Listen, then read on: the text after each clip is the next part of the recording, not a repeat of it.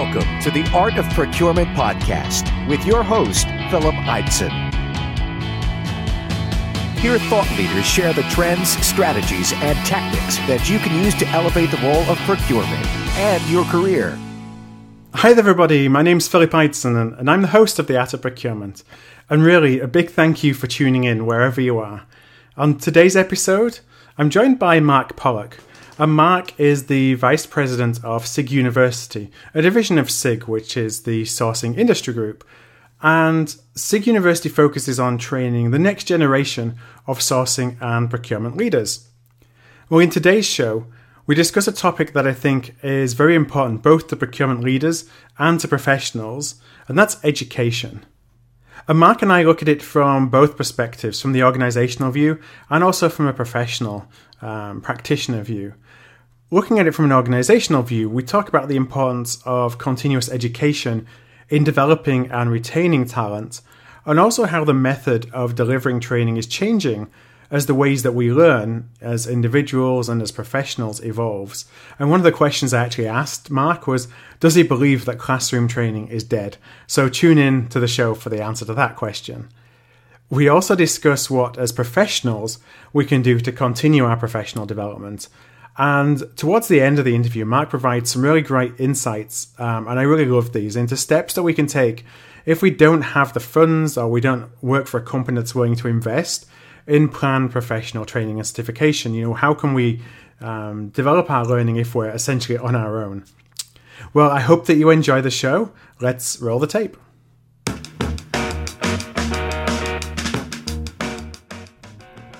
I'm proud to say that this episode of The Art of Procurement is brought to you by Denali. Denali is a procurement-focused, technology-agnostic, highly efficient managed services provider. And as a former buyer and provider of procurement managed services, I've admired Denali from afar for quite some time.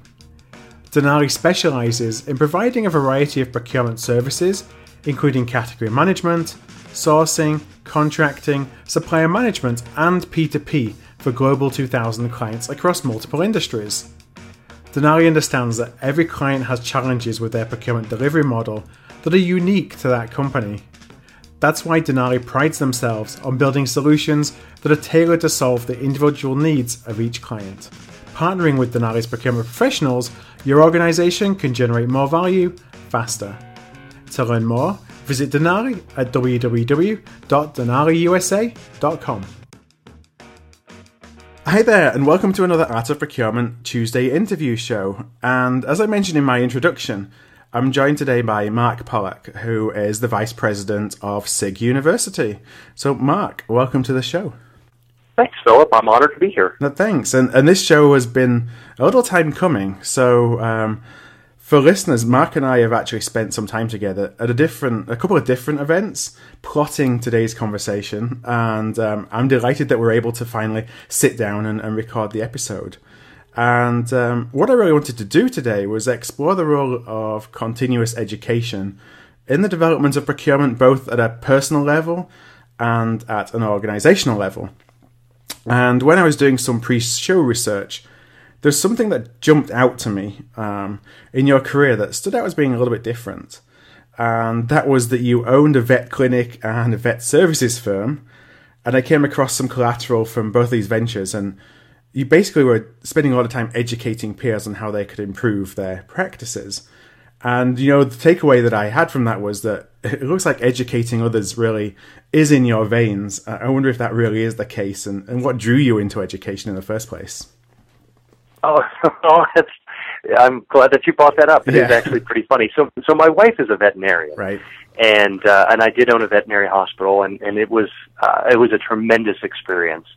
And when we started the animal hospital, we decided that we would take an education kind of slant to what we're doing, and really educate our customers. Because what Holly found, my wife, is that a lot of times things are recommended to patients, the pet owners, and they don't really understand why. They know they have to give a medication, or they know they have to do something, but they don't understand the reasoning behind that. And so our methodology was really based on education and compassion. Yeah. And it was a huge success on many fronts, one of which is the fact that the customers walked out feeling like they better understood their pet, Right. The health of their pet and the future. But then it really grew our practice. We ended up being one of the top 10 animal hospitals in the city in 4 short years. So it was a huge blessing there.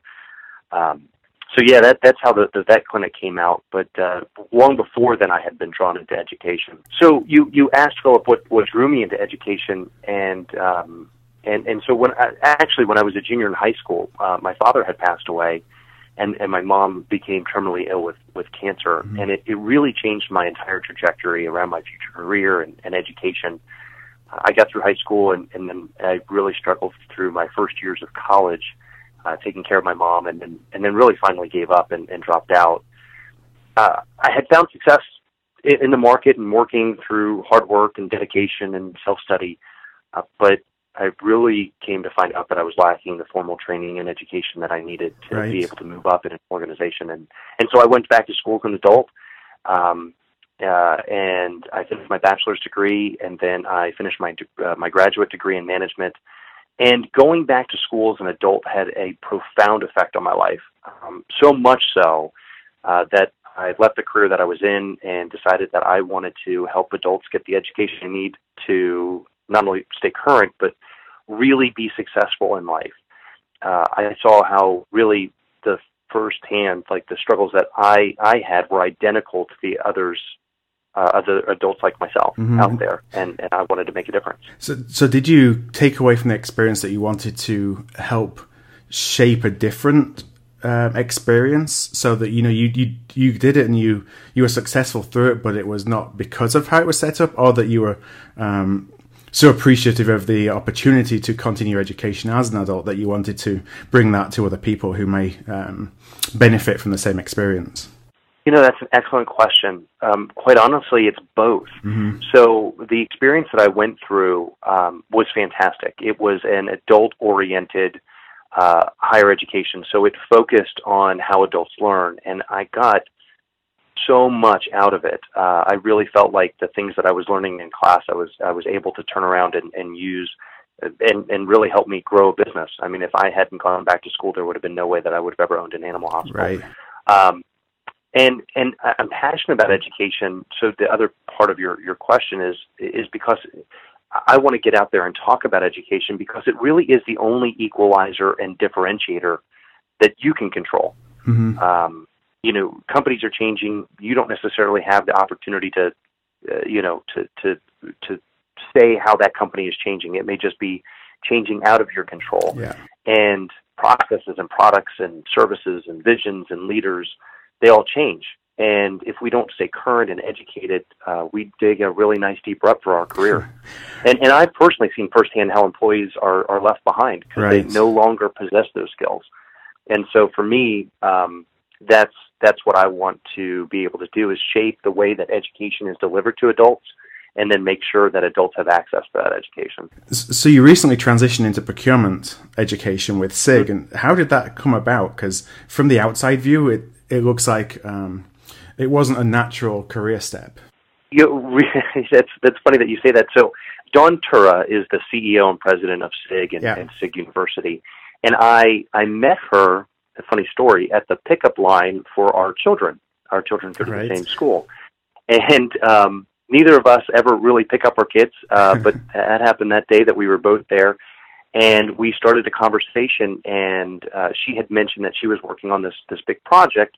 I asked her what it was, and she said that she was creating this online education for procurement professionals. And so I thought, oh, that's really interesting. I'm actually in the online industry. I work for Apollo Education, which owns University of Phoenix, and we do online education. And so we struck up a conversation right there, and it led to cups of coffee and lots of conversations about how to build adult learning models. And before we knew it, we were having a conversation about me coming on board full-time and running SIG-U. And so it's kind of an interesting situation on how all of this happened. Yeah, I guess fates and how things that you just have no idea, not that you seek, how opportunities sometimes present themselves. So you mentioned before about why education and continuing education is important to professionals, but how about flipping that to the employer side? Why is it so important to an employer? Well, I tell you, Phil, that's the $1 million question, and I'm so glad that you asked that, because there are actually many reasons that training and development is important to an employer. I think that there are actually 7 reasons. One is industry changes. Nothing's standing still, and innovation is happening in moments. So if we're not prepared and educated for the changes that are coming down the line, we're not going to be prepared to deal to be able to deal with those changes properly, and that will have a negative effect on business. I'd say number 2 is total process changes. Companies are leaner, faster, more complex, and they're wrought with change. So if we're not developing our core competencies and our team skills, these process changes are going to be met with heavy resistance. Number 3, employee engagement. Studies show that employees are 98% more engaged when they're being educated. 17% of an organization at any given time is actively disengaged. Right. So if we can move the needle and build engagement by just 1%, we would see exponential difference in business outcomes. So that employee engagement is a big piece. Number 4, I would say, is competencies. The business world doesn't run on skills alone, but on the competencies that make up those skills. Yeah. So we really have to focus in our employees to building these competencies that make them successful, not only in their current role, but their future role. Next, number 5, I would say, are ruts. Many employees think that they're on a groove, and if you're talking to them, it's smooth sailing, things are great, but they're actually really digging a rut, and eventually they're not going to be able to see over those walls. And education and employee development really opens the eyes of employees and creates new opportunities, new lines of communication, creativity, innovation. Those are things that you have to be able to have in order to move business forward in today's environment. I'd say number 6 is really creating an environment of collaboration. This is a key one. We find that the more training and development individuals have, the more they begin to collaborate with colleagues and those outside their organization. So take an example for where I am now. It's at SIG University. We created a forum for students and faculty to have discussion around the curriculum and common issues they see in the workplace. There was so much collaboration between these people and companies that we see students are staying connected via LinkedIn, via Twitter, via email, and they're building their own team of thought leaders and their own bench to help them navigate through the changes in their industry. And that is just the strength that collaboration has. And by getting folks involved in education, it really builds those doorways to open up those paths of communication. And then number 7, companies are focused on organizational needs. So they're changing the way that they do business. So for this industry, 15 years ago, people in procurement did their role very differently. Without continuous education and training, companies are allowing their employees to become dinosaurs in the market. And truly, Philip, at the end of the day, they're going to lose their competitive value.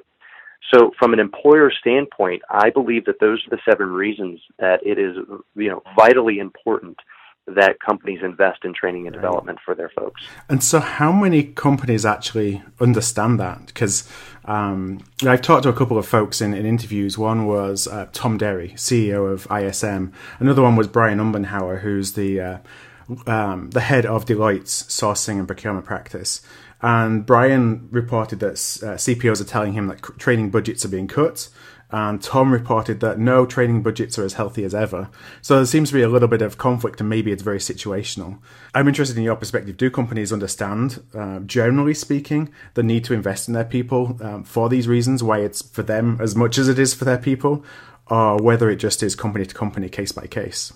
That's an excellent question. And I would say it's the latter. So company by company. So in my experience, and I've spent 11 years in adult higher education, and I've interviewed many CEOs, many chief learning officers, many folks who are responsible for the training and development in organizations. And what I have found is that either a company has a philosophy of employee development or they don't. And the ones that do see tremendous value in it, and they invest heavily. And the ones that don't offer very standard check-the-box training so they can say that they have training. But there is a trend that's happening, and I think it's a really good trend. And what the trend nowadays is going to for training and development is a very focused investment of training dollars. So instead of taking your budget and saying that I'm going to do a broad stroke training that could potentially affect everybody in the organization, so I'm going to require everybody in the organization to do it, I'm going to have a very strategic approach to training, and I am going to do niche training. So, for example, we work closely with the CPO and training and developing their particular department. Years ago, they would have potentially just been told what they could train. Nowadays, those budgets are being opened up to say, here's a specific area that we need to develop the skill. So I wouldn't say budgets are being cut. I would say that they're being redirected. Mm-hmm. And does that mean then that you talked about it's down to the philosophy of whether learning is important or not? Does that mean that philosophy is being set by departmental heads rather than CEOs now? I think, again, Philip, it comes back to the company. Okay. But in the most successful organizations, we are finding that department heads have a voice in their training and development, and that they're bringing a plan to either the chief learning officer or the CEO and talking to them about the skills and competencies that their team needs. Mm-hmm. I think that's a now become an active conversation, where in the past they might have been told what to deliver. Right. Now they're really kind of educating up and educating their peers on what their teams need. So is there any cycle in terms of budgets? So there's more money available for training when the company is more profitable and healthy. The economy goes down. They're struggling with profitability. Budgets get cut. Training's the first one to go. Does it follow that, or is it again situational? It does follow. Unfortunately, I do hear when organizations are kind of in a tough financial situation, training development a lot of times is cut. Which really creates an interesting dichotomy, because that's really the time where you need to educate the most. Right. So you're asking people to do more with less information, and potentially without the skill needed to complete that job properly. So it's a kind of a tough funnel, because without that training and development, your results are going to go down, your morale is going to go down, communication will cease. And so you won't see the profitability if at that point you start investing in training and development. What you'll see is a culture shift. People will be able to accept the change within the organization because more communication is coming and more philosophy on why these changes happened. And then folks are getting educated so they're able to complete these multiple jobs with the proper efficiency needed to be successful. Mm-hmm. It's like a vicious circle. If you're not investing, and then you're asking people to do jobs that are unfamiliar with them as well. Correct. Yeah, and that causes a lot of side effects, and there's collateral damage with that. Yeah. So when you ask an employee to do a job that they're not skilled at, depression will seep into the work environment. They'll become disenfranchised with the organization, and someone who was actively engaged with the company could become actively disengaged with the company. And again, to your point, that does become a vicious cycle.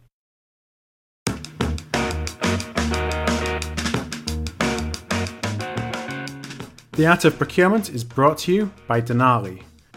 Denali is a procurement-focused, technology-agnostic, and highly efficient managed services provider. And as you may know, I bought and sold services similar to those that Denali provide during the course of my career. And in my experience, one of the key critical success factors of any procurement services engagement is culture and cultural fit between a client and their service provider. So I wanted to hear from within Denali what their culture was based upon. My name is John Bizzani. I'm a manager at Denali Sourcing Services, and I'm a global delivery lead on one of our large manufacturing clients. I think it's built very specifically on a few things. And one, I think you've probably heard us say we are procurement people, but that's a big part of our culture. I think focusing on procurement, focusing on how procurement partners with businesses and suppliers and the value that we drive is a big piece of our culture, and that's where we all start. There's another piece of it that we're a growing business, and we've really kept a lot of the early culture that was entrepreneurial and people feeling empowered to bring new ideas to the table. We've been able to keep that ingrained in our culture today. And the great thing about Denali is that those ideas are really valued by leadership and by all the team members. So people are encouraged to bring those ideas forward. I then asked John, what is the one thing that's ingrained in the Denali culture that enables him and his colleagues to consistently build strong relationships with his clients? I think the big thing for us is really hearing our clients.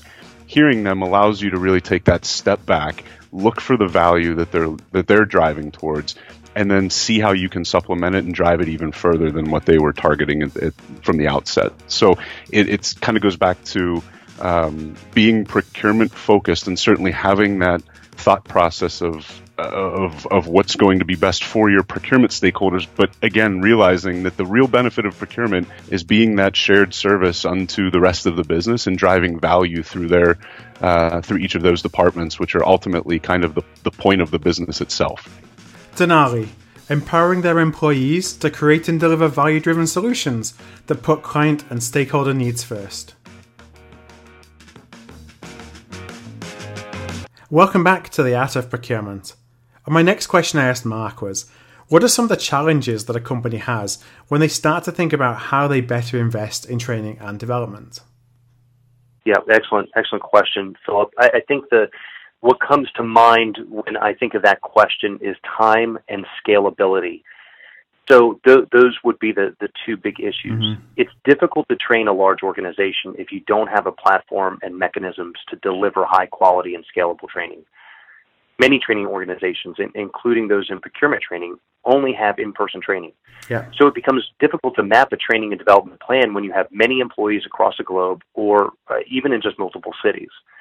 So companies are forced to choose who gets training and who doesn't. And that leads to inconsistency, that leads to communication gaps, that leads to favoritism, and all negative effects. So, one of the reasons that SIG was created on an e-learning platform was because we wanted to be able to deliver training across the globe and have a consistent language of sourcing that was meaningful and that could help companies operate more effectively. So e-learning is a wonderful tool if used properly to develop entire departments of employees versus a selected few. So that would be the time and scalability piece. So I got a question on e-learning. I'm actually going to ask something else first because I think it's important. When I look at how I have consumed education in the past, when I've been at the corporate side as a practitioner, sometimes it's e-learning, sometimes it's classroom training. You mentioned both of them. But I always felt that classroom training wasn't necessarily effective because you sit in a room for a day or 2 days and you cram and then you go back to your job and you forget everything that you learned. And e-learning was more of a check-the-box exercise where people just wanted to spit out a certificate and say, well, you've complied with all these training modules you're supposed to take. So my first question is classroom-based corporate training dead, or is there a place for classroom-based training? Fantastic question. And you're right on your points. Let me recap kind of what you said is, you have an expectation of an employee to sit in training for 2 days, retain a tremendous amount of information, and then go into the work environment. Yeah, and you forget it all. And then use it all, right? Yeah. Where in reality, you're only going to retain a small portion of that because so much came in such a short amount of time. Now, I say that to say there is still benefit in having in-person training. It's definitely not dead, but it's morphing. So what we see now for as a huge trend is e-learning scalability, right? We just talked about that. For example, one of the large organizations in my last class had people in 4 countries taking training at once. Mm-hmm. They received identical training. They were paced through the program, so it wasn't too much information at once, and they're able to retain that and then use that information and that knowledge consistently. But we perform in-person training as a supplement to our certification programs and e-learning options. So sometimes companies are going through specific changes or no specific competency gaps in subjects such as SRM, negotiation, RFX, SOW, et cetera, that need deeper instruction and in-person training or virtual-led instructor training. And those could be the best methods to complete that. So what you're seeing is, instead of an organization saying, I need to train my team, my option is to put them into a 3-day, 4-day classroom training, we're seeing e-learning used as the basis of the large majority of information, and then in-person as the supplemental learning.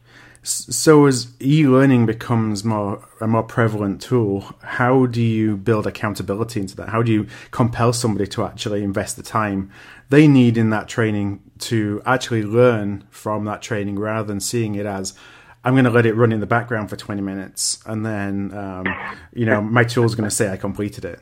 Because people have to want to invest the time in actually fully learning the material that's presented in front of them. You nailed it, Philip. You absolutely nailed it. You've heard the saying, you can't motivate people, you just inspire them, right? So people have to be inspired by a vision of their future. And I believe companies should help employees answer a few questions. Why is this training available to me? Why is the company investing in me? Where is the company headed, and how do I play a role in its future? Inspiration and motivation come from educating employees on the whys and the WIFM. So what's in it for me, right? WIFM. And it helps employees rally themselves around ideas. So what we see is, for an organization to really take advantage of training and not have it running in the background, we have to have,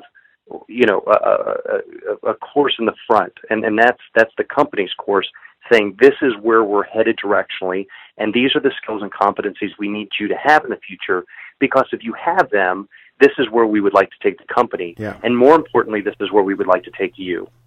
And when you bring it to that individual level, you see no problems with people being excited about the coursework. Now, there are operational methods that we put into curriculum in order to make sure that people are active in the classroom. So, for instance, in our classroom, after each lesson, and for our certified sourcing professional course, there are 180 of them, after each lesson, there's a quiz. And if you don't pass that quiz, you don't move on to the next lesson. Those are mechanisms to make sure that people don't have this in the background, that they're actively engaged. We have faculty and peer-to-peer learning in the classroom where they are forced to engage with each other, and that's an important piece.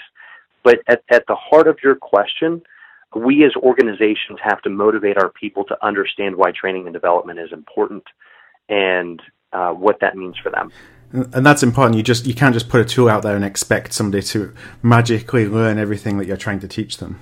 Absolutely not. I mean, and there are trainings out there that you have to go through. There are human resource trainings that organizations you kind of click through. But when we're talking about developing the procurement department of an organization, that's not check the box training. That's something that really plays into the heart of your future job at this company. And if you've got these skills, where does that lead you? Does that lead into a formal leadership or informal leadership? Does that move into promotion or more money, or just even the self-satisfaction to know that you do your job with more ability, with more competency, with more courage? Does that mean that you can bring innovation to the table that doesn't exist there today? And those are things that are self-inspired versus someone trying to motivate. From my experience of working with e-learning courses, I see they're taking on many more dimensions. So it's not just sitting in front of a screen even today and watching an explainer video. You can have audio, video, they can be long form, short form. I just wonder, from your experience of what you're building with SIG U, are there any content channels that resonate most within your training programs? And if you are looking at using all kind of different channels rather than it just being, like I say, sitting in front of a single video. I'm glad that you mentioned that, because adults learn very differently than children. And you brought that up earlier, really, when you were talking about in-classroom training. In classroom training is kind of what they call pedagogy method. It's how we teach our children, right? There's a teacher in front of the classroom. They talk to you all day, and you take notes and take tests and move on. Adults learn very differently. That's definitely a method as part of it. Like we mentioned, it's not a dead portion of the training. It's an important portion. But what you bring up is that adults learn in different ways. So we have to keep them engaged, whether it's in the learning environment. So, for instance, in SIG, one of the things that we do is the base core information is delivered in a particular method, right? There's voiceover, there are slides, there are things that engage the content. Then we have a faculty interaction piece. So faculty go into the classroom, they post discussion questions, they post white papers, case studies, and students have to interact there. So that's a different method of learning. Yeah. Students then have to talk peer-to-peer. So now they're having conversations with folks who are their equals in other companies. That's another method of learning. There are videos, there are activities within the classroom where they have to move certain boxes around or certain things around in order to complete a task. So to your point, the more we can get adults engaged in the learning, the better the outcomes. And so, yes, you have to use all of those methodologies because adults learn differently, but more important, individuals learn differently. And we need to make sure that we're catering to that. So they walk away with information, not that they just learned that day, but to a point that you made earlier, they've got to be able to retain that information. Right. So the different ways that we can present it will help the adult retain that information, and they'll be able to bring that back later and use it in a constructive manner. So I want to actually switch gear a little bit and go away from how we teach and how we can educate our teams and more to what are we teaching, what are we educating them on. And I know that when you built the curriculum for SIG, you performed a skill gap analysis. You looked at a number of different procurement execs, or interviewed a number of procurement execs and SIG members to see what they're missing and what they need help with. So I wondered if you could share what some of those key findings were. Yeah, absolutely. So we did an assessment, and the assessment really told us that employees were not speaking the same language across the organization, or with their vendor-buyer relationship. We saw that methodologies were dated. We saw that companies still wanted to beat up their suppliers. We saw a lack of collaboration, a lack of information sharing, and a lack of trust. We heard from the members that the trainings in the market were dated and really didn't direct the employees to the actions and attitudes that they wanted to see in the future. They struggled with training delivery methods. They really didn't know what would be the best way to train and develop their employees moving forward. And so those were the key findings that we found. It was really based around the hard and soft skills. Yeah. So, anything from, the financial business acumen to the different methods of collaboration to the soft skills, like presenting to senior executives and change management, things like that. So those were really the core areas that during our process we saw the biggest gaps. And when we talked back at ISM, you said something that was really interesting to me, and that was there was a gap in how professionals view the skill gap and how organizations and CPOs view the skill gap. I just wonder if you could kind of elaborate on what you meant by that. Yeah, there is really a big disconnect there between how employees and employers see themselves. So employees really judge themselves critically, and they determine their strengths and weaknesses through an individual lens, their own lens, right? Employees create this lens by what people have told them, the environment they grew up organizationally in, their life experiences, and they apply that to what they know about the mission and vision of the organization. Employers, the employee through a different lens and with more information about the mission and future vision of the organization. So leaders know where the organization is headed and typically have information in advance of the employees. Yeah. Therefore, these leaders have a different view of where the skills and competencies are needed and what gaps those employees have. So there is definitely a kind of a gap between how an employer would view an employee and an employee views themselves. How could a procurement professional then take that on board and figure out what they need to do, where they need to develop if they haven't got all that information available to them? Is it just a matter of broadening their lens of what's happening in the industry? Is it trying to understand more from your leadership where the organization is going, where the department's going, and so that you know how to adapt to it? What things do you recommend to professionals to make sure they stay in the loop? Yeah, no, I think you brought up some really great points, Philip. Many times the conversation of employee development doesn't take place outside of a discussion memo, written warning, other disciplinary action, or an annual review. So unless the employee is having a problem or it's their annual review, they're not hearing about their skills and what they need to develop or the future of the organization. So, what I would recommend is first companies need to define the skills and competencies their employees need in each role. That's a must. It's vital to educate the team on the roles, the skills and competencies needed. As we discussed earlier, there's a lot of change, and the role that you had last year might be different than the role that you have today. So educating your team on those roles is vital. Companies then need to assess their employees based on the roles and based on the competencies those roles have. So now that you've defined those skills and competencies, you've communicated that to your team. Now you need to assess your team on the skills and competencies you said are important. Then you have to train to those competencies, which will increase those skills.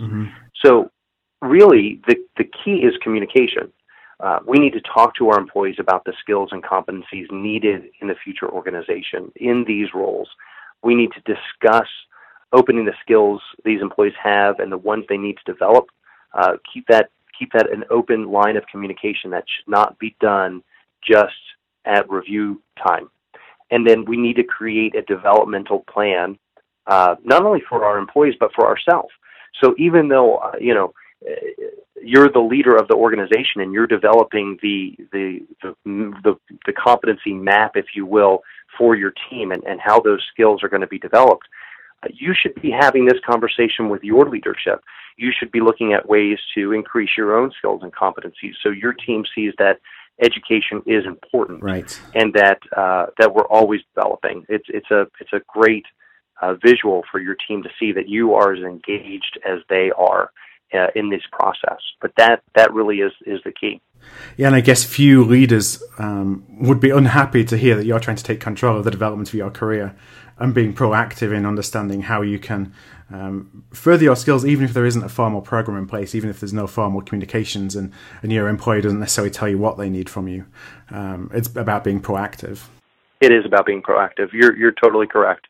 If it doesn't exist in your organization, next time you meet with your leadership, sit down and talk about the plan. I think that we've got to get away from being afraid to talk about our skill gaps. Yeah. That's not a negative thing. To be able to talk professionally with your employer about what you want to develop, where you see your career going, and ways that you can get there. So you're not just bringing the problem, but you're also bringing a potential solution to the table. As an employer, I would welcome that conversation. So I have a final question. We're kind of running against time here, and this, I guess, is a little bit more tactical. And it came to mind because I've been having a conversation with a listener who is actually based in West Africa, and it's crazy to me that the show has the reach where I end up having conversations with folks from all around the world, and actually I love that. But they were telling me that where he's based, there really isn't anywhere that he can go to continue his procurement education, and not even in formal university settings. And I'm sure that's not a unique case. And often where there is education opportunities, they're often not affordable when you have to pay for them yourself, when your employer won't fund them. So in those cases, how do you recommend a listener can continue their education, kind of self-educate, if you will? Are there places they can go that you would recommend, or things that they could do to help them learn as much as they can on their own about their jobs and their profession? Fantastic question. I am so glad that you asked it, because it is something that each one of us can do. So there are a few things that your listener can do, and really we all can do. make sure he is reading a book a month. That's an investment of 15 to 20 minutes per day.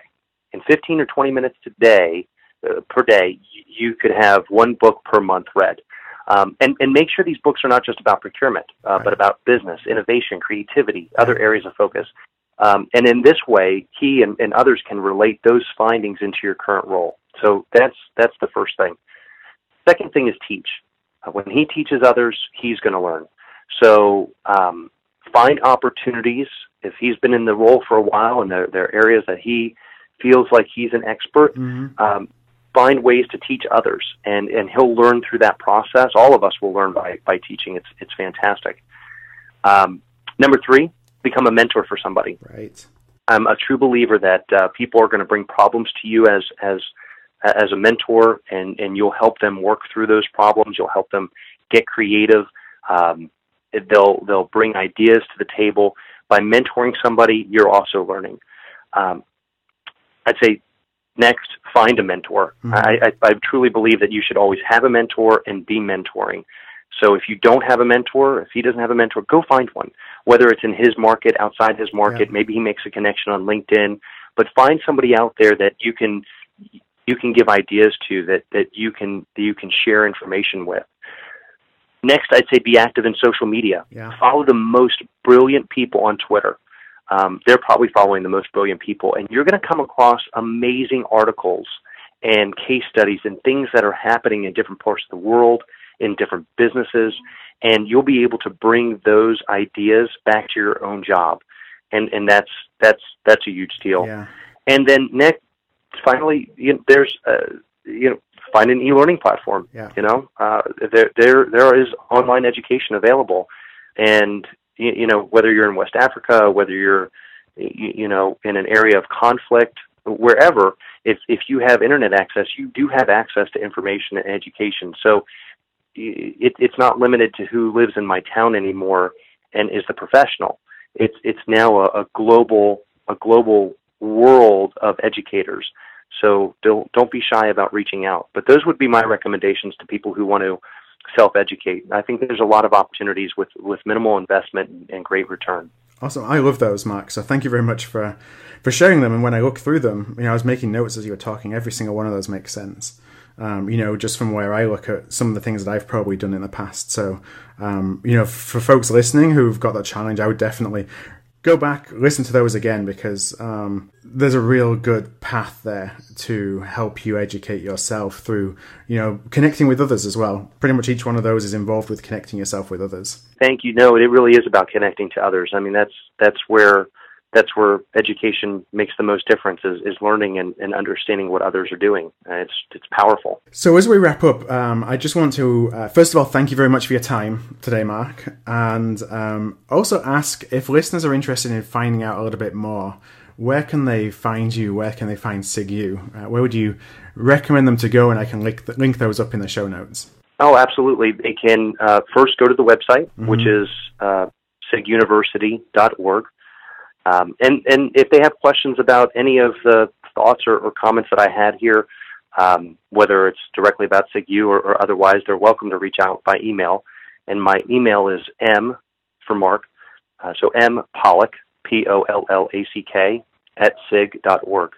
And I'm happy to connect with anybody who would like to. Perfect. Well, I will definitely link those up in the show notes, as I mentioned. Those are going to be at artofprocurement.com/education. That's artofprocurement.com/education. So, Mark, thank you very much once again. Well, thank you. Thanks. Thank you for listening to another episode of The Art of Procurement. To find an archive of all past episodes, you can go to artofprocurement.com/episodes. And to ensure you never miss another show, go to artofprocurement.com/subscribe.